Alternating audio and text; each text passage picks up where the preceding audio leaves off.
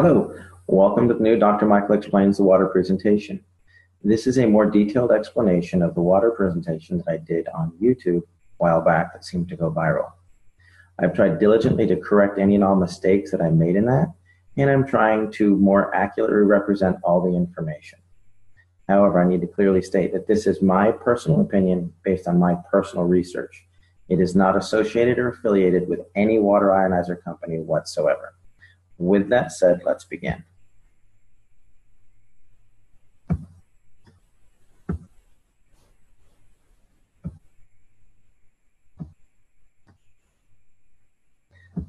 There we go. Excellent. I named this presentation The Magic of Sky Water because of what it did for my daughter. Many of you have asked what happened.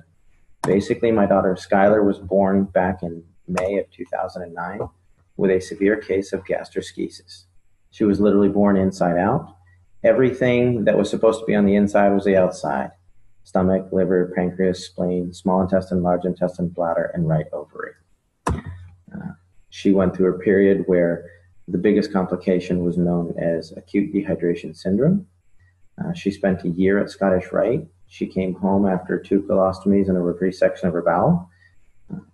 When the dehydration would hit, this would be her mid-afternoon one day, and this was her that evening after she'd been revived at the hospital.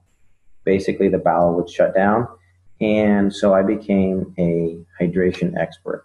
I tried every pill, potion, water ionizer you can imagine, and we came through it when someone introduced us to the Enagic ST501. That is Skylar today, and at the time that we tried it, I was actually completely opposed to alkaline ionized water. When it worked, I was a little dumbfounded. So I had to figure out why, and here's what I found. The difference between the healthiest person and the sickest person is broken down into 2 components. Muscles, ligaments, bones, organs, tissues, etc. These all add up to 28% of the patient. The other 72% of everybody is just water. What I found out, not all water is equal. There's distilled water, there's reverse osmosis water. We tried filtered water, alkaline water, we even tried ionized water.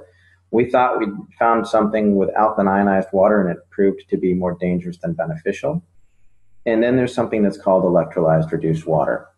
This was truly a game changer. Here's why. Electrolyzed reduced water, it's not a cure, but it's 72% of the Skylar puzzle. It was not the only thing we did for her. It was the only thing we changed because we were doing everything else. What it is just science. It could realistically save your life. It'll make you healthier, happier, and stronger. But if you don't make healthy choices, your health benefits are not going to be as effective, nor will they last. To put it simply, electrolyzed reduced water gives you the best possible 72% of your body to work with. This facilitates nutrition, detox, health, energy, healing by providing some necessary components. Let me explain. If you think of your body as a saltwater aquarium, you've got healthy organisms, filtration, you've got oxygen. If you don't take care of it, that tank gets dirty. Well, what you have to do with the human body is figure out how to clean your fish tank. The way that your body does that is through a process called cellular respiration. This is the way you basically get oxygen and nutrition into a cell, CO2 and toxins out of a cell. The main component for this is known as the aquaporin, which was discovered in 2005.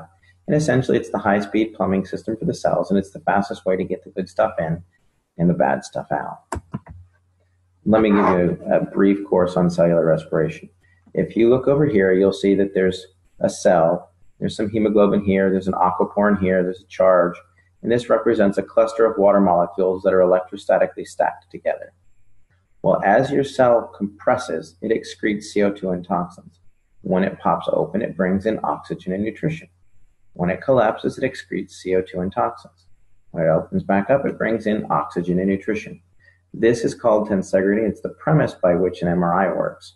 The click, click, click, click causes the cells to open and close. The computer takes a picture, generates the image. Well, electrolyzed water actually does occur naturally. Everybody say it's an unnatural source. It isn't. It happens when a lightning strike hits a lake or the ocean or something like that, and the charge on the water in that area lasts usually 3 to 4 days. What it does is it disassociates the water molecule. If you look over here, This is a technical term. A lot of people ask me, well, my chemist said it's not possible. That's because your chemist doesn't understand electricity. He's a chemist. He's looking for a chemical means to do it. This is electrical. When you use electricity to burst the bond, you'll take this H2O molecule and you break off a hydroxyl or a hydrogen.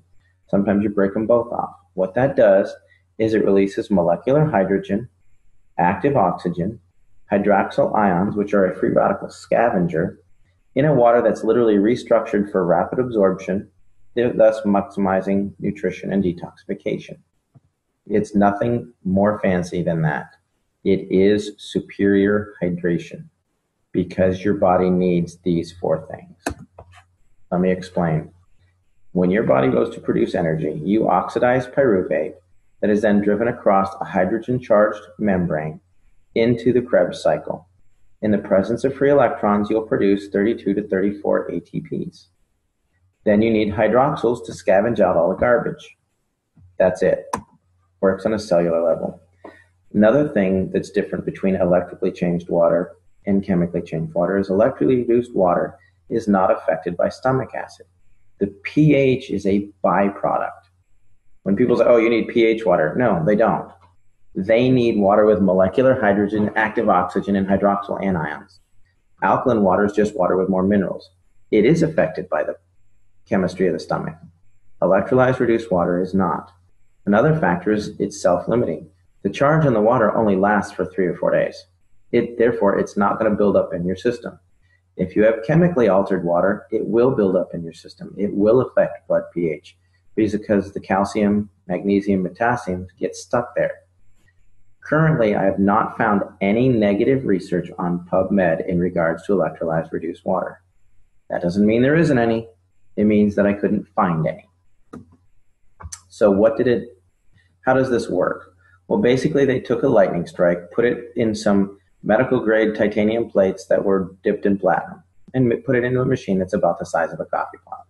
And what it does is it takes this big clump of water molecules and zaps it. When it zaps it, it breaks it into smaller groups because it has an electrostatic charge, giving you some free electrons, the molecular hydrogen, active oxygen, and all that. The more charge you hit it with, the more it breaks it down. Here you've got 5 groups of 5 or 6 groups of 4. You could have 2 groups of 12. It just depends on the level of ionization. It's a rather simple process. If you think about this cluster of grapes, if I wanted to put all of these grapes into this bottle, I would rip each piece off and dump it in there.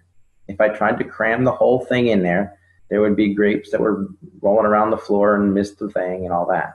We want to get in as much as possible. These are not chemically bound molecules of water. If you chemically bind them, they're no longer water. They're not one giant molecule of water. It's a cluster of water molecules that are stacked together because they have a low electrostatic charge, a lot like Rouleau factor in the blood.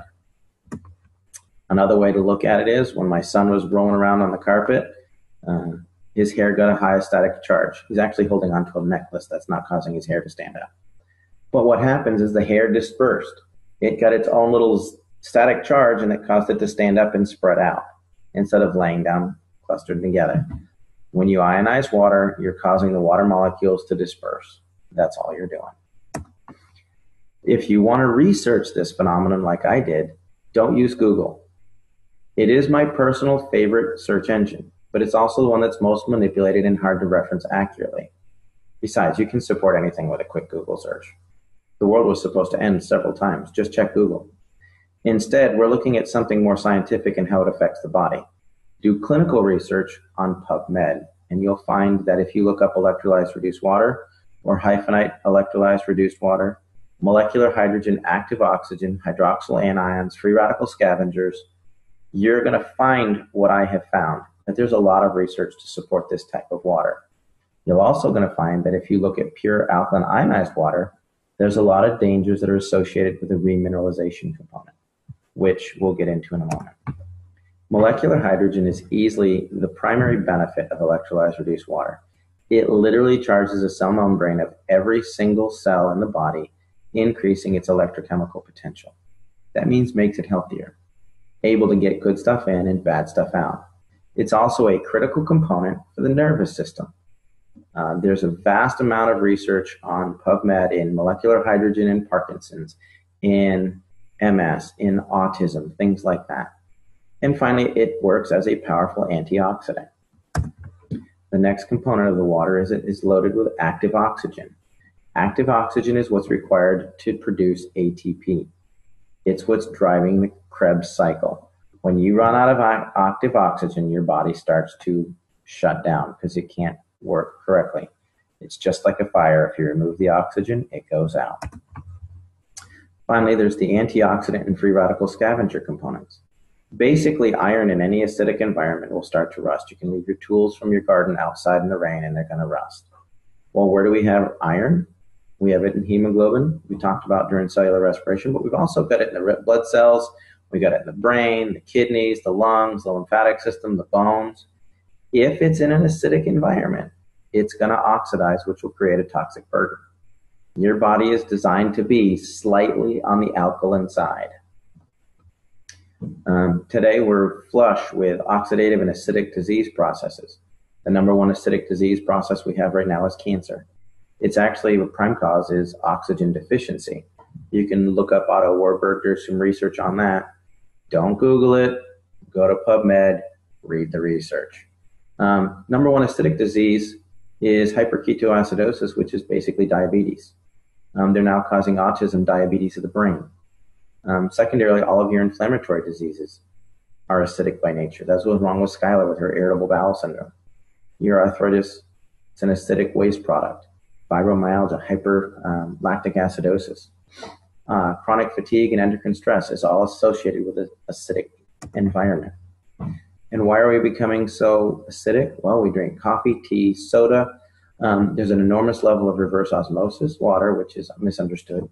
You don't want water with the lowest parts per million of anything. That makes it acidic and it won't even carry a current. It's designed for coastal countries to have good water supply. If you do some clinical research on this, you're going to see that it's associated with MS, MD, and Alzheimer's. Most any of your bottled waters, all your big 24 packs, those are most likely reverse osmosis water that's had minerals added to it, which is dangerous in its own sense. You don't get your minerals that way. Here's a couple of guidelines for hydration. If you're a regular healthy person, you want to drink about 50% of your body weight in good water every day. If you have acute health issues, this could be dehydration from working out in the yard, excessive level of sports, you could have the flu. You may want to drink nearly 75% of your body weight in ounces. However, if you have a chronic health issue, cancer, diabetes, something like that, you may need to drink up to 100% of your body weight in ounces. However, you got to be careful because your physician can specifically reduce your water intake for congestive heart failure, kidney disease, things like that. So why do I say that sodas and pH are important? Well, if you look at this scale over here on the left, it's red. That means it's going to make you rust. Over here, the blue will make you beautiful. This is what a typical capful of soda can do to the body. This is a 32-ounce bottle of pitcher of 9.5 water. You can see the pretty blue color.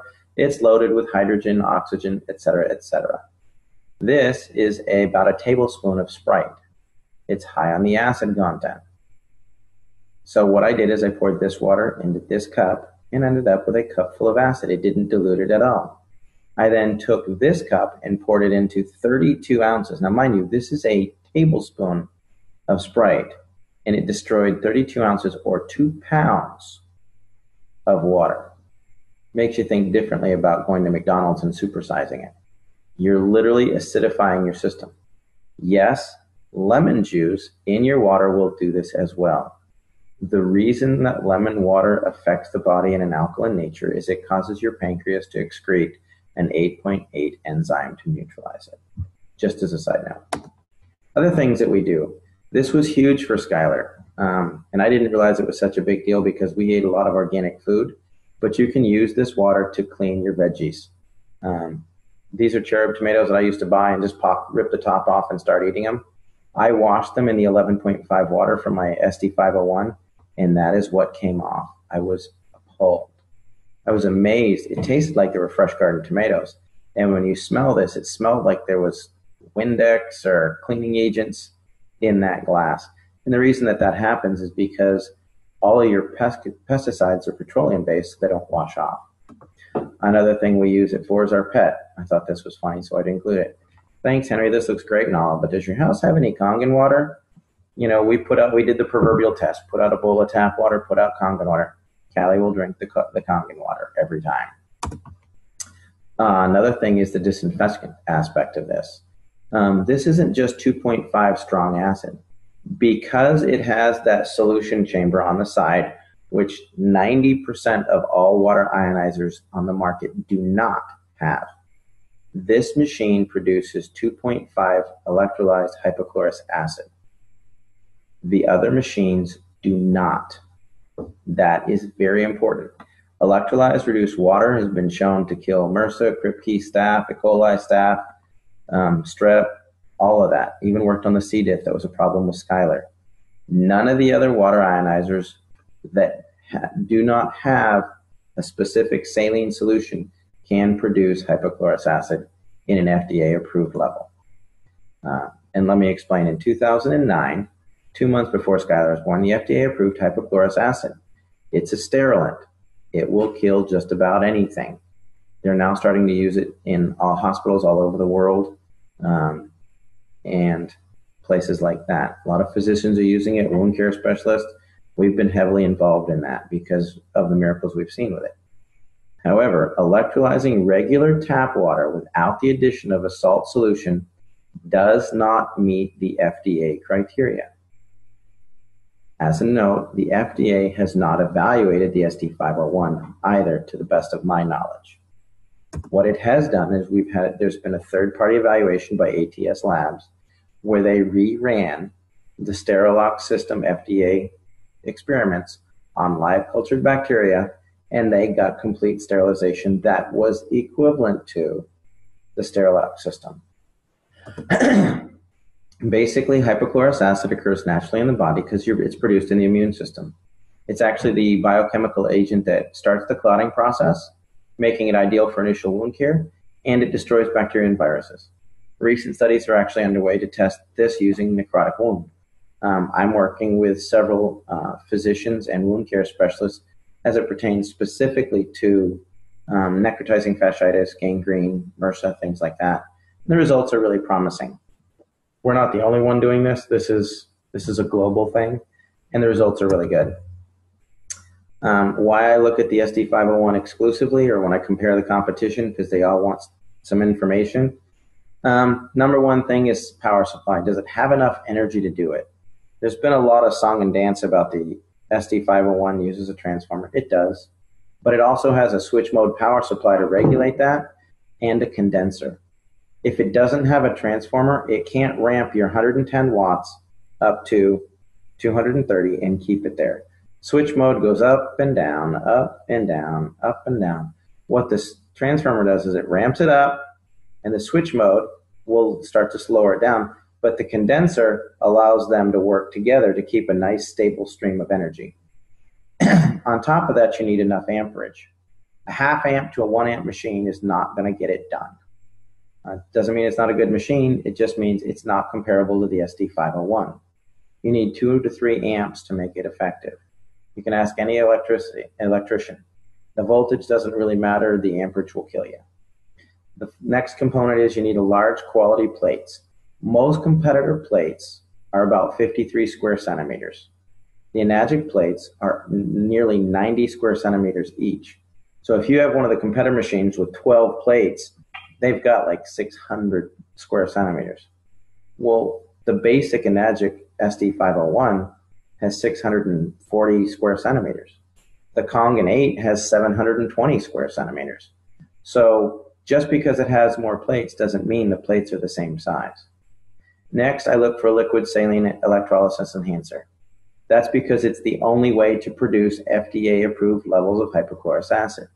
If you're looking at a competitor's machine with 12 plates and a pH that goes from 1.1 to 12, and it doesn't have a saline solution enhancer, it's not a comparable machine. It will not do the same thing. Yes, it will produce 2.0 pH water, but it will not produce hypochlorous acid which is what you're looking for. Another thing to avoid is anything that says energy saver. When it says energy saver, it means it's underpowered. If it's underpowered, they're going to add in minerals and remineralize it and the necessary minerals for your body. That means it doesn't have enough power to get the job done. If they come in with a super fancy plate pitch, it's plated and it's mesh and it's a hybrid and it does this, you don't need it because solid plates are the most stable plates there are. And yes, they need more power to run effectively. And anytime they say there's a lifetime warranty, there's no such thing. I've bought several machines that I'll explain in other videos. We're getting to do a detailed thing on competition. Basically what they'll do is when they start to have problems, they sell off that brand, that machine to a third party and it voids all the warranties. It happened to me twice. The ST501 was about the 9th machine that I used. And I've kept looking because it may not be the best. I research this regularly, and sure enough, it comes out on top every time. I'm just going to hit this. Basically, when you're looking for power factors, it's watts times amperage times surface area. The ST501 has 358,000 PEUs. A typical 110 watt unit with 268 square centimeters of plate, which is a 5-plate machine and a half amp, is only at 14,000 PEUs, or about 4% of the power, so they have to add minerals. Finally, don't own a machine that you can't clean. I see a lot of line about plates, calcium, and auto cleaning. The Enagic SD501 auto cleans itself every 15 minutes. And they have a manual cleaning cartridge that gets rid of not just the calcium on the plates, but the calcium in the lines. It gets rid of the calcium, the mold and the stuff in the lines and the housings. I've taken apart several machines, and they're loaded with mold in the housings, the tubing, but the plates look good. Some of the plates erode on some of the competitors, but that's another thing. In fact, most municipal water supplies are getting worse and worse and worse.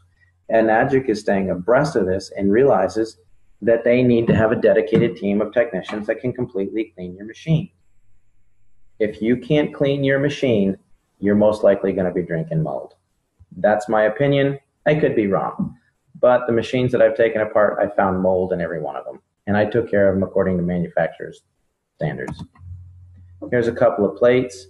This is the size of the plates on my Royal machine. When it stopped working, this is a Jupiter. They look scorched. This was the SD501. These are about 6 years old. I had some corrosion here. This was my microlight. When the company failed to honor the warranty that was lifetime, I took it apart to see what was inside. You can see there's a burn mark here where the plate started to corrode. This is the Jupiter. Actually, if you come back here, you can see this is the mold that I was talking about in the lines and in here. Now, these, mind you, were machines that never needed cleaning. These plates don't have any calcium on them. They were accurate. There's no calcium on the plates, but the machine was not clean. There's a reason why everybody compares themselves to the SD501. Basically, it is the industry standard. It's superior maintenance and cleaning. The quality of the plates are unsurpassed. The superiority of the power supply, to the best of my knowledge, it's the only one that uses a transformer and an SMPS and has a condenser. You can literally unplug an SD501 while it's running, and you're getting about another 10 seconds of power out of it. And that's just draining out the condenser that makes sure that the power stays even. It's one of the longest companies in the history of the industry. They have a wider diversity of uses for the water, the types of water it produces. And it's one of the few that actually use an electrolysis solution for hypochlorous acid.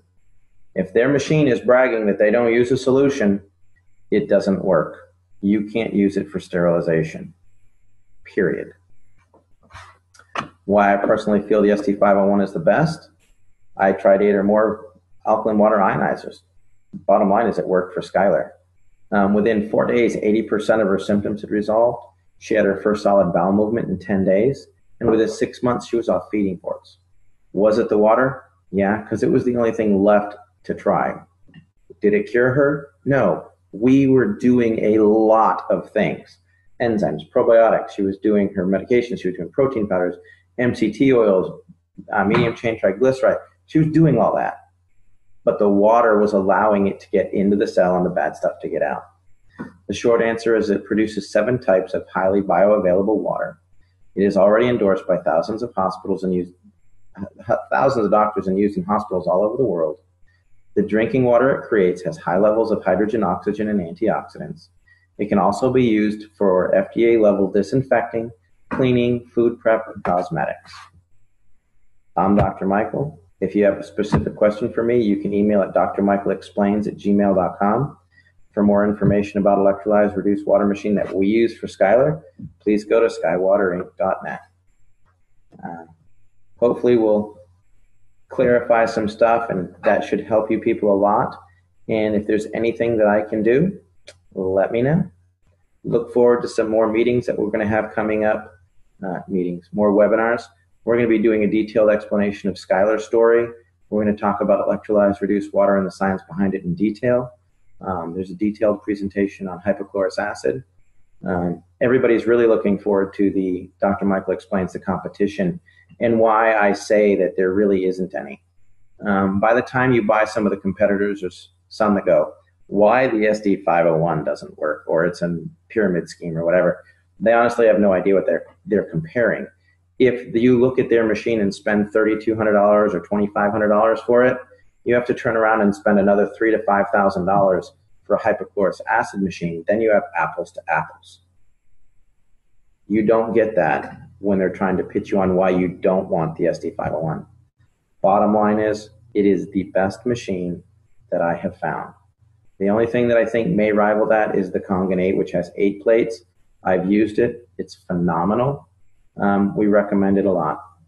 I look forward to having you getting some feedback on this. Have a great day.